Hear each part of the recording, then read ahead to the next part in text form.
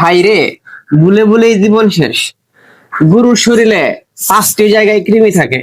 অনেকেই শুধু গরুকে কৃমির ট্যাবলেট দিয়ে একদম শান্ত, কৃমি মুক্ত হয়ে গেছে। অনেকে আবার গরুকে কৃমির ইনজেকশন করে একদম শান্ত, গরু কৃমি মুক্ত হয়ে গেছে।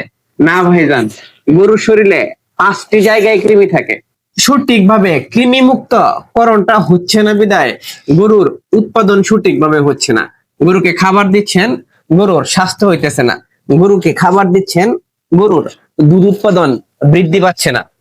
তাই আজকে আপনাদেরকে বইলা দিব ভাইজান, গরুর কোন 5টি জায়গায় কৃমি থাকে।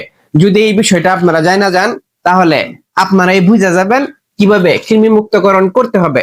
পাশাপাশি আমি এইটাও বলে দিব কোন কোন উপায়ে কৃমি মুক্তকরণ করলে শরীরের যে 5টি জায়গায় কৃমি থাকে সেই 5 জাতীয় কৃমি মরে যাবে।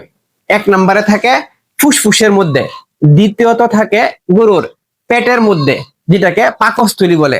3 নম্বরে থাকে গরুর কলিজার মধ্যে। 4 নম্বরে থাকে গরুর চোখের মধ্যে। 5 নম্বরে থাকে গরুর হৃৎপিণ্ডে। প্রিয় ভাইজান, এই 5টি জায়গায় যে কৃমি থাকে সেই 5টি জায়গায় কৃমি শুধুমাত্র কৃমিনাশক ট্যাবলেট দিয়েই মুক্ত করা যায় না। অনেক ভাইজান কৃমিনাশক ট্যাবলেটটাও তো ভুল পদ্ধতিতে খাওয়ান। এই যে আমাদের দয়া, এরকম বাছুরকে অনেকেই একটি কৃমিনাশক ট্যাবলেট দিয়ে থাকেন। না ভাইজান, এরকম বাছুরকে 2টি কৃমিনাশক ট্যাবলেট দিতে হবে। একটি কৃমিনাশক ট্যাবলেট লাইভ ওজনে 70 কেজি পর্যন্ত ধরতে পারে। যদি আপনার গরুর ওজন 70 কেজির উপরে হয়, তাহলেই 2টা কৃমিনাশক ট্যাবলেট দিতে হবে। এখন তাহলে আপনাদেরকে বলে দিচ্ছি কোন কোন উপায়ে আপনি কৃমিনাশক করলে গরুর শরীরের সমস্ত কৃমি মুক্ত হয়ে যাবে। এই যে কৃমিনাশক ট্যাবলেটের কথা বললাম, যখন আপনি উপযুক্ত মাত্রায় গরুকে কৃমিনাশক ট্যাবলেট দিবেন, তখন গরুর পাকস্থলী কিংবা পেটের যে কৃমি আছে সেই কৃমিগুলা মারা যাবে। এইখানে মরবে গুলকৃমি, পিতাকৃমি। ফুসফুসের কৃমি পরিমাণে খুবই কম মরবে। তাহলে ফুসফুসের কৃমির জন্য কি করা যায় ভাইজান? আপনারা অনেকেই এন্ডেক্স, এলটিবেট, রেনাডেক্স, এলটিজলবেট এই টাইপের ট্যাবলেট খাওয়ান, যেগুলার বাজার মূল্য 20 টাকা থেকে 25 টাকা। না ভাইজান, মাঝে মধ্যেই 3 মাস অন্তর অন্তর কৃমির ট্যাবলেটের প্রক্রিয়ায় পরিবর্তন ঘটাবেন। যেরকম অ্যালবেন্ডাজল গ্রুপের ট্যাবলেট পাওয়া যায়, এলম্যাক্স, হেলম্যাক্স, বেনাজল। এই গ্রুপের ট্যাবলেট গুলা যখন আপনারা 3 মাস পরে পরে খাওয়াবেন, সেই ট্যাবলেট গুলা ফুসফুসের কৃমি মারার ক্ষেত্রে বিশেষ ভূমিকা পালন করে ভাইজান।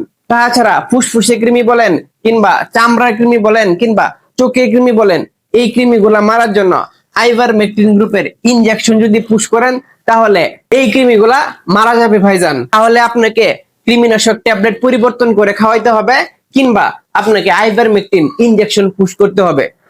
অনেক খামারের গরুগুলাকে কাশতে দেখা যায় কিংবা হাঁপাইতে দেখা যায়। এই সমস্যাটা কিছু ক্ষেত্রে ফুসফুসের কৃমির জন্য হয়ে থাকে ভাইজান। গরুর কলিজায় যদি কৃমি থাকে, সেই ক্ষেত্রে গরুর ওজন সঠিকভাবে বৃদ্ধি পায় না, গরুর দুধ উৎপাদন সঠিকভাবে বৃদ্ধি পায় না। কলিজা কৃমি দমন করার জন্য একমাত্র উপায় সেটা হচ্ছে কলিজা কৃমির ইনজেকশন। বাকি থাকলো হৃৎপিণ্ডে কৃমি। যদি হৃৎপিণ্ডে কৃমি হয়, এই ঘটনাটা খুবই বিরল, খুবই কম সংখ্যক গরুতে হৃৎপিণ্ডে কৃমি দেখতে পাওয়া যায়। প্রিয় ভাইজানেরা, যদি আপনারা এই যে উপায়গুলোর কথা বলছি, এই উপায়গুলা মেনটেন করে আপনি আপনার গরুকে কৃমিনাশক ট্যাবলেট এবং কৃমিনাশক ইনজেকশন প্রদান করেন, তাহলে ইনশাল্লাহ একদম সঠিকভাবে আপনার গরুর কৃমি মুক্তকরণটা হয়ে যাবে। আগের ভুল ধারণাতে থাকবেন না, একটা গরুকে একটা কৃমিনাশক ট্যাবলেট দিলেই হবে। বিষয়টা এরকম না। ভিডিওর শুরুতে যেটা বলেছিলাম, গরুর ওজন অনুযায়ী সঠিকভাবে কৃমিনাশক ট্যাবলেট দিবেন এবং 3 মাস অন্তর অন্তর ট্যাবলেটের গ্রুপের পরিবর্তন ঘটাবেন। কলিজা কৃমির ইনজেকশন করবেন, প্রয়োজনে আইভারমেকটিন ইনজেকশন আপনার খামারের গরুগুলোকে করতে পারেন। সঠিকভাবে যখন কৃমি মুক্ত করতে পারবেন, তখনই আপনার খামারের সঠিক বেনিফিটটা আসবে। আপনার গরু দ্রুত মোটা তাজা হবে, আপনার গরুর দুধ উৎপাদন বেড়ে যাবে। আর এই 2টা ঘটনা যখন ঘটবে, অটোমেটিকলি আল্লাহর রহমতে আপনার খামারে লাভ বর্ষিত হবে। তাই ভাইজান, এই ভিডিওটি শেয়ার করে দিবেন, যাতে সকল খামারি ভাইজানেরা জানতে পারে গরুর শরীরের কোন কোন অংশে কি কি কৃমি থাকে এবং কিভাবে সঠিকভাবে কৃমি মুক্তকরণ করা যায়, কিভাবে গরুর খামারে লাভটা বৃদ্ধি করা যায়। ভালো থাকবেন, সুস্থ থাকবেন। কাউকে আর গরুর যত্নের সাথে থাকবেন, আপনাদের অনিবার সাথে থাকবেন। আসসালামু আলাইকুম ওয়া রাহমাতুল্লাহি ওয়া বারাকাতুহু।